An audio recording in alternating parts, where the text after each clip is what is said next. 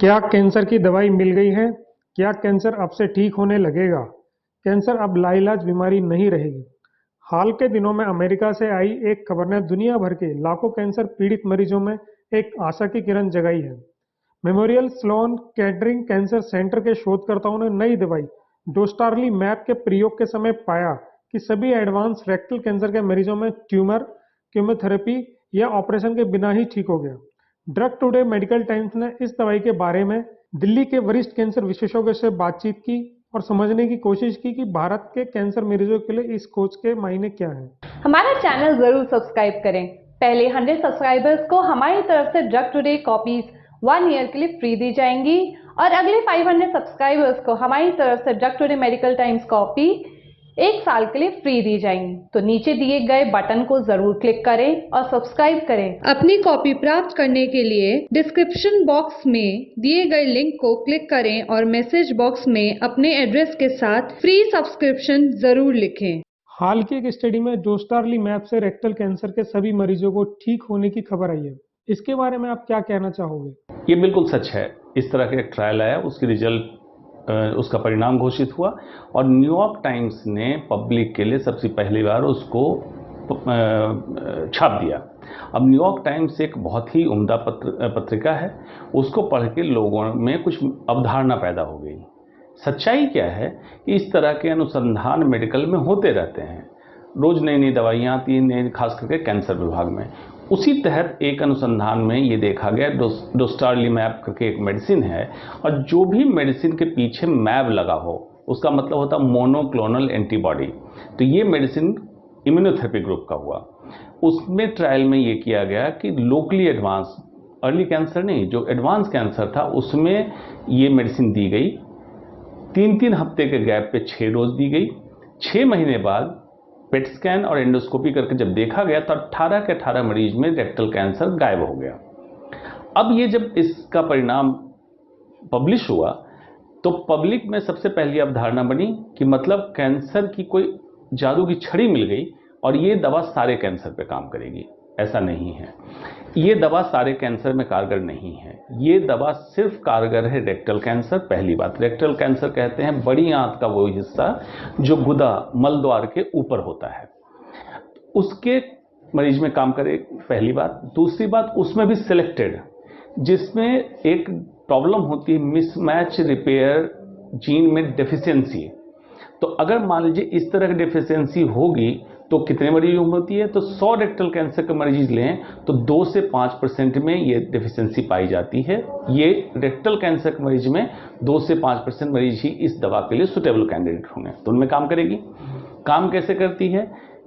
Programme cell death होता है, मतलब हर सेल के अंदर एक प्रोग्रामिंग फिट है कि ये कितने दिन में मर जाएगा। कैंसर सेल उसी को बदलाव ऐसा करता है कि वो आयु के साथ नहीं मरे, जिंदा रहे, ट्यूमर बड़ा होता जाए और ये शरीर में फैलता जाए। तो ये इसी के अगेंस्ट ये दवा बनी, इसीलिए इसका नाम है PD-1 inhibitor, program cell death type 1 का इनहिबिटर है ये दवा। तो ये जैसे उसको इनहिबिट किया, अब ये कैंसर सेल जो शरीर के इम्यून सिस्टम को चकमा दे रहा था और शरीर ये नहीं पहचान रहा था कि कैंसर सेल है, रेक्टम का नॉर्मल सेल है, वो शरीर अब पहचानने लगा और अब बॉडी का इम्यून सिस्टम उस पर हावी हो गया और कैंसर को डिस्ट्रॉय कर दिया। तो फाइनली इस दवा का काम सिर्फ हुआ कैंसर को बेनकाब करने का और अपना बॉडी का इम्यून सिस्टम काम किया और ये कैंसर को खत्म कर दिया। ये पूरी कहानी है। लेकिन 18 मरीज तो संख्या कम है। ट्रायल छोटा ट्रायल हम इसको मानते हैं। ड्यूरेशन ऑफ फॉलोअप 6 महीने का है। मेडिकल साइंस में किसी चीज़ को कहने के लिए कैंसर फ्री हमें कहना है कि वाकई दवा उन्हीं 2 से 5% मरीजों में कारगर रहेगी। अगर 5 साल तक इन मरीजों को फॉलोअप किया जाए और बीमारी नहीं पलट के आए, तब हम कहेंगे दवा 100% कारगर हुई। तो इसलिए अभी यह कहना जल्दबाजी है। जरूरत है मल्टी सेंट्रिक ट्रायल, मतलब बहुत सारे कैंसर इंस्टीट्यूट में इसका ट्रायल हो, ज़्यादा संख्या हो मरीजों की और ये फॉलोअप 5 साल का हो, तब जाके हम इसको कहेंगे दवा कारगर होगी। रीजन, पहले भी PD-1 ब्लॉकर आया था, पेम्ब्रोलिजुमैब, कुछ दिनों तक बड़ा हंगामा उसका चला, बाद में पता चला दवा कारगर नहीं है तो विड्रॉ कर लिया मार्केट से। इसलिए अभी जल्दबाजी होगी ऐसा कहना। डोस्टालीमैब करके जो एक नया रिसर्च मॉलिक्यूल है, जिसके बारे में अभी पिछले महीने ये कहा गया कि 12 पेशेंट की स्टडी पब्लिश हुई है, जिसमें कि सारे पेशेंट्स में कैंसर के सारे सेल्स ख़त्म हो गए। कोलोरेक्टल कैंसर के पेशेंट्स थे ये। एक तो ये अभी बहुत ही शुरुआती वो है ड्रग का दौर। हमारे कई फेजेस में ट्रायल होते हैं, तो ये अभी शुरू के फेजेस वाले ट्रायल की है ये इसके रिजल्ट्स। दूसरा ये है, ये उन लोगों में सक्सेसफुल कार्यरत हुई है जिसमें कि एक विशेष टाइप का म्यूटेशन पाया जाता है। तो मिसमैच म्यूटेशन रिपेयर जीन का जिसमें डिलीशन पाया जाता है, उन्हीं लोगों में ये कार्यरत हुई है।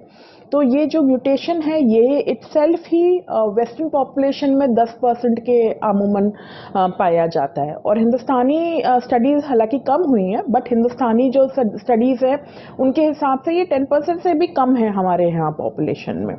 तो ये ड्रग हमारे यहाँ कितना यूज़फुल होगी ये कहना बहुत मुश्किल है। दूसरी बात ये है, केवल 12 पेशेंट्स की स्टडी है और वो भी 6 महीने का ही रिजल्ट है जो उनने पब्लिश किया है। तो कैंसर में इतना कम पॉपुलेशन, सैंपल साइज, इतना कम सैंपल साइज लेना, प्लस इतना कम ड्यूरेशन ऑफ फॉलो अप पे कमेंट करना कि ये ड्रग सक्सेसफुल है कि नहीं है, ये बड़ा डिफिकल्ट है।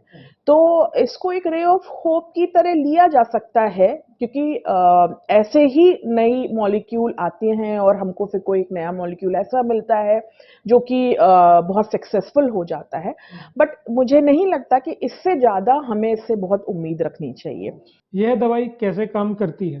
डोस्टालीमैब क्या करता है, उसी प्रोग्राम सेल डेथ के टाइप 1 रिसेप्टर, जिसको कहते हैं PD-1 रिसेप्टर, उसको ब्लॉक कर देता है और ये कैंसर सेल बेनकाब हो जाता है। जो छुप रहा था और ह्यूमन बॉडी का इम्यून सिस्टम डिटेक्ट नहीं कर पा रहा था कि कैंसर है, वो डिटेक्ट करने लगता है और ह्यूमन बॉडी का इम्यून सिस्टम अपने अटैक करता है, कैंसर सेल को मार देता है। तो बेसिकली एक इम्यूनोथेरेपी है जो कैंसर को बेनकाब करने का काम करती है और हमारा अपना इम्यून सिस्टम अगर दृढ़ है, सुदृढ़ है, मजबूत है तो उस पर हावी हो जाता है। इस शोध के बारे में आपकी क्या राय है? बिल्कुल महत्वपूर्ण है, लेकिन इसको सिर्फ एक आशा की किरण की तरह देखिए, ऐसा मत देखिए क्योंकि गेम चेंजर हो गया। क्योंकि आज जो एस्टेब्लिश ट्रीटमेंट है वो पहले किसी ऐसे ही अग्नि परीक्षा से गुजर चुका है, इसमें कीमोथेरेपी, सर्जरी, रेडियोथेरेपी, हमारी कैंसर सर्जरी में कितने बदलाव आए over period of time. Similarly her ethical विज्ञान का जो भी ट्रीटमेंट आप करते हैं उसको एक अग्नि परीक्षा, जिसको हम इंग्लिश में कहते हैं ट्रायल, से गुजरना ही पड़ेगा। तो ये भी दवा ट्रायल से गुजरेगी और आज जो दवा एस्टैब्लिश है वो ट्रायल से गुजर चुकी है, इसलिए एस्टैब्लिश है। तो ये चेक एंड बैलेंस हर समय मेडिकल साइंस में जरूरी होता है। कैंसर कैसे होता है और मिसमैच म्यूटेशन क्या है? कैंसर बनने में एक प्रक्रिया होती है। कैंसर कहीं बाहर से नहीं आता है, बाहर से सिर्फ उसको स्टिमुलेट करने कोई सिग्नल आता है, जैसे व्यसन, एबनॉर्मल लाइफस्टाइल, रेडिएशन, पोल्यूशन। ये आपके कोशिकाओं के अंदर कुछ ऐसा बदलाव करता है कि 3-4 बदलाव हो जाए। एक, कैंसर सेल ग्रो करने लगे, मतलब मल्टीप्लाई भी करे और बढ़ता भी जाए। पर्पसलेसली, मतलब उद्देश्य नहीं हो बढ़ने का। एंडलेसली, मतलब कभी मरे ही नहीं, बढ़ता ही चला जाए। और एक ऑर्गन से दूसरे ऑर्गन माइग्रेट करने की क्षमता। ये 4 पोटेंशियल नॉर्मल सेल से एक्स्ट्रा अचीव करने के लिए अलग अलग पाथवे हैं। कैंसर क्यों होता है? कैंसर ये होता है कि हमारा जो नंबर ऑफ सेल का प्रोलिफरेशन है वो अनकंट्रोल हो जाता है। नॉर्मल सेल भी हमारे आपके प्रोलिफरेट करते हैं, बट वो एक कंट्रोल रूप में करते हैं। जब वो कंट्रोल खत्म हो जाता है तो हमारे पास कैंसर का वो पेशेंट सफर करता है। अब मिसमैच रिपेयर जीन का डिलीशन जिसको कहते हैं, जिसमें ये पेशेंट्स में ये सफल मानी गई है, तो उसमें क्या है कि जो म्यूटेशन होता है वो आप उस टाइप की म्यूटेशन की वजह से कैंसर हुआ होता है। तो रीजन फॉर वो कैंसर का होता है वो उस टाइप के म्यूटेशन। तो वो म्यूटेशन जिन पेशेंट्स में होगा, जिन कैंसर के कोलन के कैंसर के पेशेंट में होगा, उन्हीं में ये ड्रग कार्यरत होगी। भारत में कोलोरेक्टल कैंसर की स्थिति क्या है? पहले कोलोरेक्टल कैंसर ये देखा जाता था इंडिया में बहुत रेयर था, माना जाता था पाश्चात्य जीवन शैली के लोगों में ज़्यादा होता है। इन दिनों पिछले लगभग 2 दशक से कोलोरेक्टल कैंसर इंडिया में बढ़ा है और बढ़ता ही जा रहा है।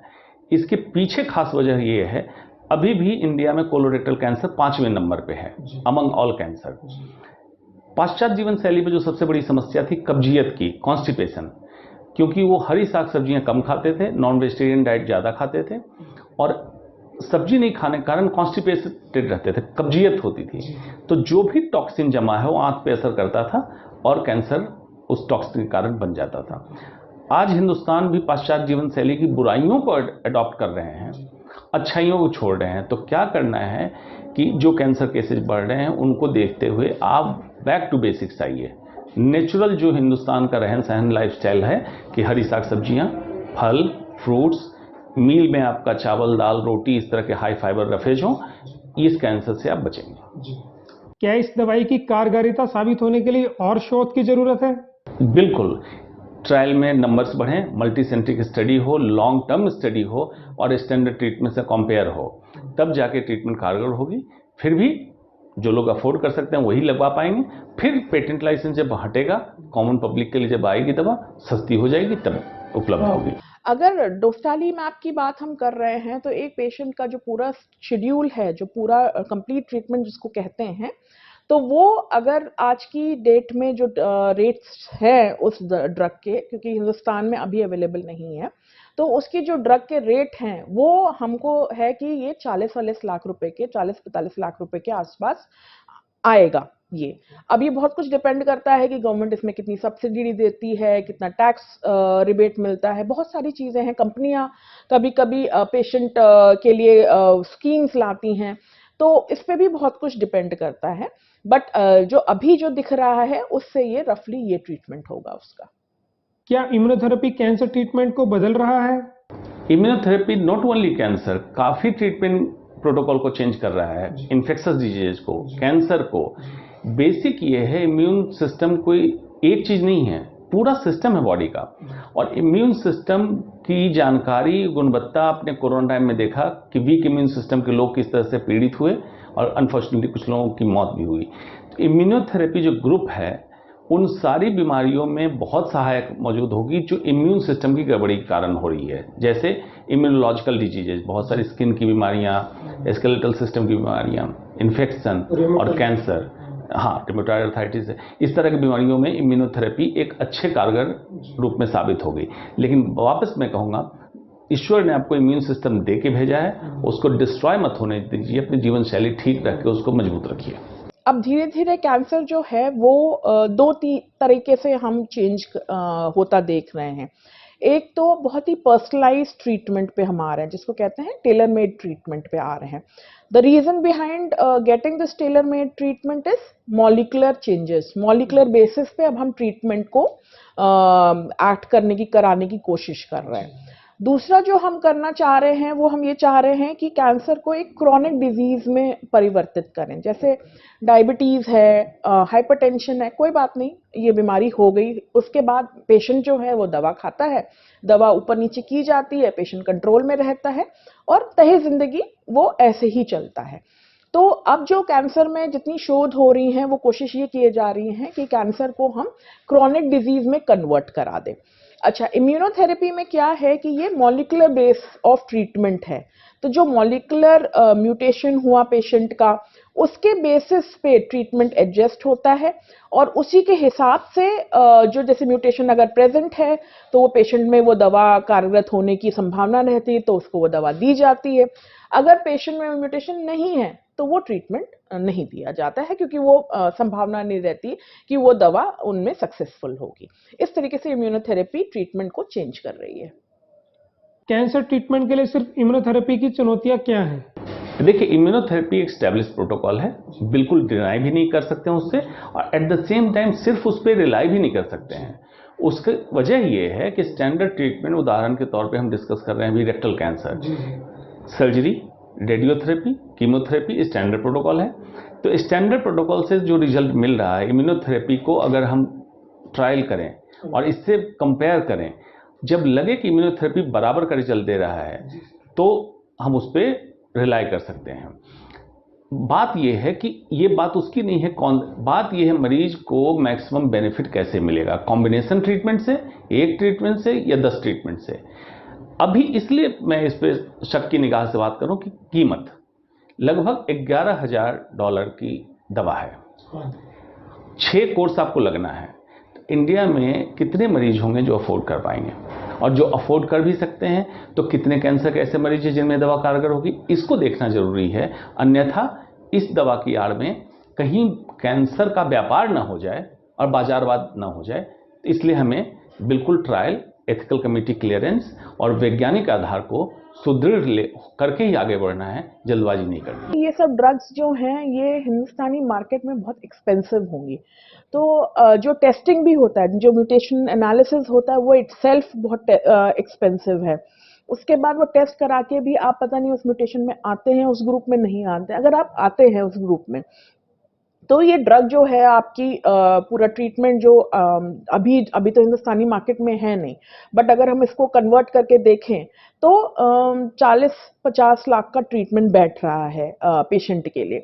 तो ये बहुत आसान नहीं है हमारे यहाँ पॉपुलेशन में इतना पैसा अफोर्ड कर पाना लोगों के लिए, और इसलिए हमें थोड़ा सा पिंच ऑफ सॉल्ट के संग इसको लेना चाहिए। देखिए, ऐसा है कि कैंसर ट्रीटमेंट बहुत ही होलिस्टिक ट्रीटमेंट है।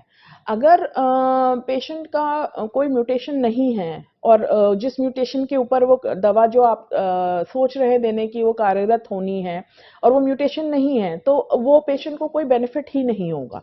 तो ऐसे केसेस में केवल इम्यूनोथेरेपी देने से कोई फायदा नहीं है। उनको कीमोथेरेपी देते हैं, जो नॉर्मल कीमोथेरेपी से पेशेंट बहुत से पेशेंट्स हमारे क्योर होते हैं, जो स्टैंडर्ड हमारा एस्टैब्लिश्ड है उसके हिसाब से ट्रीट करते हैं। हाँ, म्यूटेशन जिन पेशेंट्स में पाया जाता है उनमें हम इम्यूनोथेरेपी की अप्लाई कर सकते हैं।